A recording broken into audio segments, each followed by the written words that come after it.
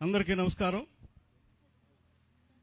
ఈరోజు చింతలపూడి నియోజకవర్గంలో చింతలపూడి మండలం ఎర్రంపల్లి గ్రామానికి విచ్చేసినటువంటి మన ప్రీతమ నాయకురాలు మహానేత దివంగత మహానేత మాజీ ముఖ్యమంత్రి శ్రీ రాజశేఖర్ రెడ్డి గారి యొక్క కుమార్తె పిసిసి అధ్యక్షురాలు శ్రీమతి షర్మిలారెడ్డి గారికి స్వాగతం సుస్వాగతం. అలాగే మరి వర్కింగ్ ప్రెసిడెంట్ గారు మాజీ మంత్రివర్యులు కేంద్ర మంత్రివర్యులు శ్రీ జేడి శీలం గారికి స్వాగతం సుస్వాగతం. అలాగే మరి రాష్ట్ర మహిళా అధ్యక్షురాలు శ్రీమతి అమర్ జహాన్ గారికి స్వాగతం సుస్వాగతం. అలాగే మన జిల్లా అధ్యక్షులు శ్రీ రాజనాల రామ్మోహన్ రావు గారికి స్వాగతం సుస్వాగతం. ఇంకా అలాగే చాలా మంది కాంగ్రెస్ పార్టీ కార్యకర్తలు ఉన్నారు. మరి రాష్ట్ర కిసాన్ సెల్ అధ్యక్షులు శ్రీ ప్రభాకర్ రావు గారికి స్వాగతం సుస్వాగతం. అలాగే మరి ఇంకా కాంగ్రెస్ కుటుంబ సభ్యులు ఇక్కడ ఉన్నటువంటి వేదిక మీద ఉన్నటువంటి కాంగ్రెస్ కుటుంబ సభ్యులు అలాగే వేదిక ముందున్నటువంటి కుటుంబ సభ్యులందరికీ కూడా హృదయపూర్వకమైనటువంటి స్వాగతం తెలియజేస్తా ఉన్నాం. ఈరోజు ఈ కార్యక్రమం గురించి ఒక 10 నిమిషాలు మాత్రమే నేను చెప్తాను, అంతకుమించి ఎక్కువ చెప్పను. ఇదేంటంటే మీ అందరికీ తెలుసు, ఉపాధి హామీ పథకం అనేది ఉన్నది. మహాత్మా గాంధీ జాతీయ ఉపాధి హామీ పథకం. ఆ పథకం ఎప్పుడు పెట్టారు అని అంటే మన ప్రీతమ నాయకులు దివంగత నేత రాజశేఖర్ రెడ్డి గారు ముఖ్యమంత్రిగా ఉన్నప్పుడు మన రాష్ట్రంలోనే అనంతపురం జిల్లాలో దాన్ని స్థాపించడం జరిగింది. దాని ముఖ్య ఉద్దేశం ఏంటంటే పేద ప్రజలు కనీసపు ఆదాయం వారికి ఉండాలి, వారు కనీసపు ఆర్థిక వనరులు కలిగి ఉండాలి అనే ఒక గొప్ప ఉద్దేశంతో పేద ప్రజలను ఆదుకునే దానికోసం మరి మన దివంగత నేత మదిలో నుంచి వచ్చిన ఆలోచన కేంద్ర ప్రభుత్వాన్ని ఒప్పించి ఇది కేంద్ర ప్రభుత్వం పథకంగా ప్రారంభించి ప్రతి కార్మికుడికి అంటే వ్యవసాయ కార్మికులకు కానీ ఎవరికైనా సరే గ్రామాల్లో ప్రతి ఒక్కరికి కూడా కనీసం 100 రోజులు ఉపాధి కల్పించడానికి చట్టం చేయబడింది. ఈ చట్టం ఏంటంటే ఉపాధి కావాలి అని గ్రామంలో ఎవరైనా సరే వెళ్ళి అడిగితే నాకు పని లేదు, నాకు పని కావాలని అడిగితే ఖచ్చితంగా పని ఇవ్వాలి అని ఒక చట్టం చేయడం జరిగింది. అది గ్రామీణ పేద ప్రజలకు ఒక హక్కుగా కల్పించడం జరిగింది. అయితే ఈ రోజున బీజేపీ ప్రభుత్వం మరి ఇంతవరకు ఎన్నో ప్రజా వ్యతిరేక కార్యక్రమాలు చేశారు. అవన్నీ మనకు తెలుసు. నోటుబందీ అన్నారు, అలాగే మరి ఇంకా రకరకాల కార్యక్రమాలు చేశారు. పేద ప్రజల అకౌంట్లో నుంచి మినిమం అకౌంట్ లేకపోతే డబ్బులు తీసేసి గొప్పోళ్ళందరికీ కూడా మరి వాళ్ళు లోన్స్ వైవ్ చేయటం ఇవన్నీ కూడా మనకు తెలిసిన విషయాలే. అయితే ఈరోజు వారు చేసింది ఏంటంటే పేద ప్రజల యొక్క పొట్ట కొట్టడానికి సిద్ధమయ్యారు. అది ఎలాగో మీకు చెప్తాను. ఇంతకు ముందు ఉపాధి హామీ పథకంలో ఉన్నది ఏంటంటే అది ముందు మీ యొక్క హక్కు. అది ఇప్పుడు బీజేపీ ప్రభుత్వం దాన్ని మహాత్మా గాంధీ జాతీయ ఉపాధి పథకం అనే దాన్ని తీసేసి విబీజీ రామ్జీ అనే ఒక కొత్త పథకాన్ని ప్రవేశపెడతా ఉన్నారు.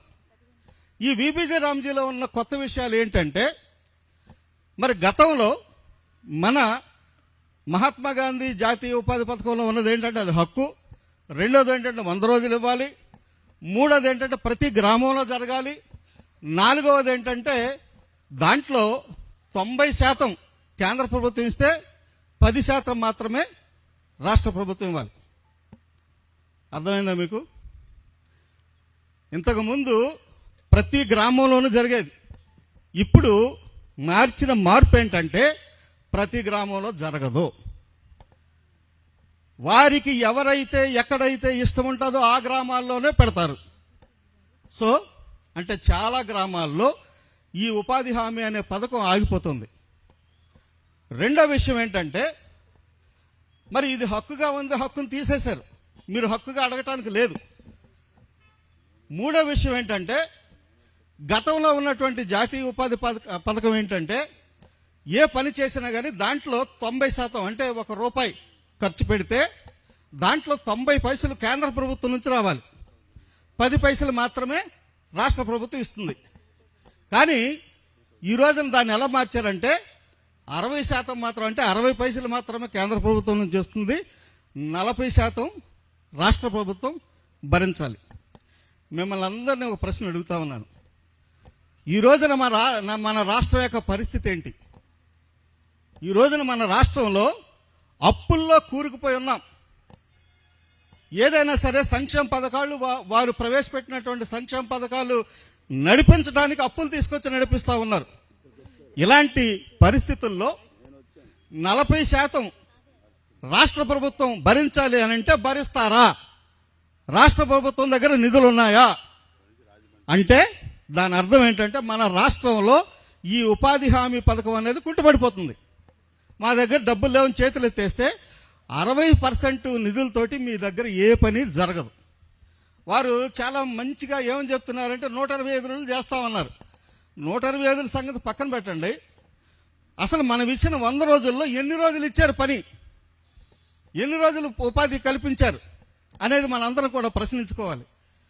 అంతేకాదు, ఇంతకుముందు మీ అందరికీ తెలుసు ఈ ఉపాధి హామీ పథకంలో కాంట్రాక్టర్ల యొక్క పరిస్థితి లేదు. కానీ ఈ రోజున కాంట్రాక్టర్లు దాంట్లోకి ఎలౌ చేయటం జరుగుతూ ఉంది. అలాగే మిషనరీ, అంటే హెవీ మిషనరీ వాడటానికి లేదు, కానీ ఈ రోజున మిషనరీ కూడా వాడటానికి వారు పర్మిషన్ ఇచ్చారు. కాబట్టి ఈ మార్పులన్నీ చేయటం వల్ల ఖచ్చితంగా పేద ప్రజల యొక్క పొట్ట కొడతా ఉన్నారు అని కాంగ్రెస్ పార్టీ భావిస్తూ ఉంది. మరి కాంగ్రెస్ పార్టీ అధ్యక్షులు శ్రీ ఖర్గే గారు, అలాగే శ్రీమతి సోనియా గాంధీ, అలాగే మన కాబోయే ప్రధాని శ్రీ రాహుల్ గాంధీ గారు, వీరందరి యొక్క ఆలోచనతోటి మన ప్రీతమ నాయకురాలు శ్రీమతి శర్మిలారెడ్డి గారిని రాష్ట్ర వ్యాప్తంగా పర్యటన చేసి మరి ఈ యొక్క కార్యక్రమాన్ని, ఈ పేద ప్రజలకు రాబోతున్నటువంటి ఈ గొప్ప ఉపద్రవాన్ని, ప్రమాదాన్ని మీరు తెలియచేయాలని చెప్పేసి చెప్పడం వల్ల మరి మేడం ఇప్పటికీ చాలా చోట్ల తిరిగారు. ఈ రోజున మన చింతలపూడి నియోజకవర్గానికి, అలాగే చింతలపూడి మండలంలో ఎర్రంపల్లి గ్రామానికి రావటం అనేది ఈ కార్యక్రమం గురించి మనందరికీ కూడా చాలా సంతోషకరం. మేడం 1994లో నాన్నగారు రాజశేఖర రెడ్డి గారు ఈ గ్రామానికి వచ్చారు. 94లో సార్, అప్పుడు సార్ ఎంపీగా ఉన్నారు. 94లో రాజశేఖర రెడ్డి గారు ఇక్కడికి రావటం జరిగింది. మీలో ఎంతమంది గుర్తుంది రాజశేఖర రెడ్డి గారు వచ్చారనేది? Very good. సరే, ఈ రోజున మన దివంగత మహానేత, మాజీ ముఖ్యమంత్రి మరి శ్రీ రాజశేఖర రెడ్డి గారి యొక్క ముద్దుల గారాల బిడ్డ, మన ప్రీతమ నాయకురాలు మరి శ్రీమతి శర్మిలారెడ్డి గారు ఇక్కడికి వచ్చారు. మీ అందరూ కూడా కరతాళతోటి ఆమెకు మంచిగా స్వాగతం పలకాలని మీ అందరినీ కూడా కోరుతూ సెలవు తీసుకుంటా ఉన్నాను. Thank you so much.